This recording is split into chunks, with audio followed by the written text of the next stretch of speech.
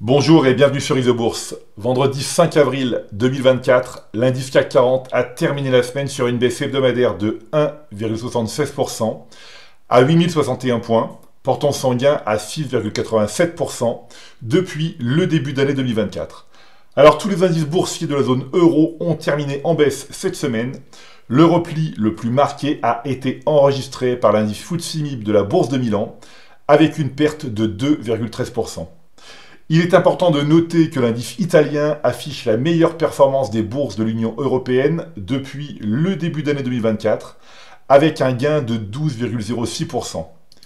Il évolue au sein d'une tendance haussière à moyen terme depuis le croisement haussier des courbes de pression 5 et 20 mois validées en janvier 2023.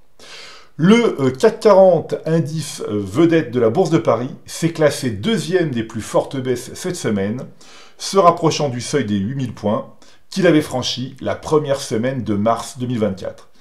Il se maintient dans une tendance haussière à moyen terme depuis le croisement haussier des courbes de pression 5 et 20 mois validé en janvier 2024.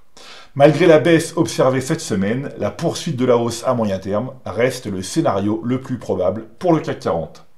Sur l'unité de temps hebdomadaire, la courbe de pression 5 semaines du CAC 40 évolue au-dessus de la courbe de pression 20 semaines depuis la semaine du 20 novembre 2023. Toutefois, nous observons un ralentissement des deux courbes de pression. Ceci indique que le mouvement haussier de court terme dans lequel s'inscrit l'indice n'est pas remis en cause, mais une pause à très court terme semble s'être installée après une hausse quasi continue sur plus de 20 semaines. L'analyse maintenant des 200 titres les plus échangés en zone euro montre toujours une prédominance de titres haussiers avec plus de 55% des grandes actions européennes en tendance favorable à moyen terme.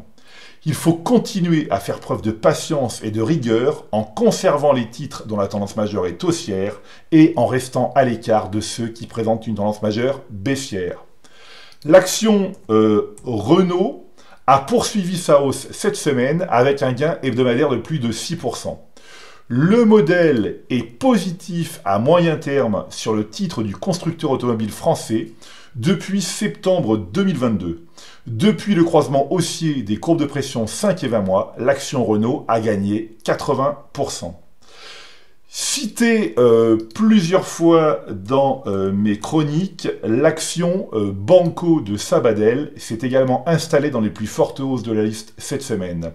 Le modèle est positif à moyen terme depuis janvier 2021 sur le titre de la banque espagnole.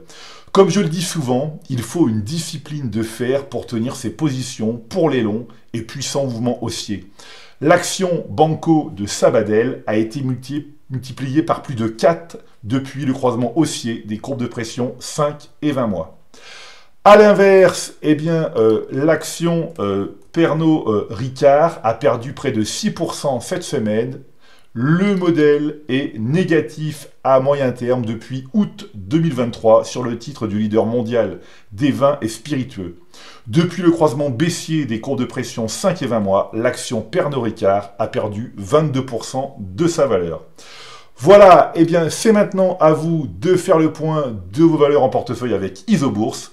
Je vous donne rendez-vous pour ma prochaine chronique et d'ici là, restez avec nous sur Isobourse.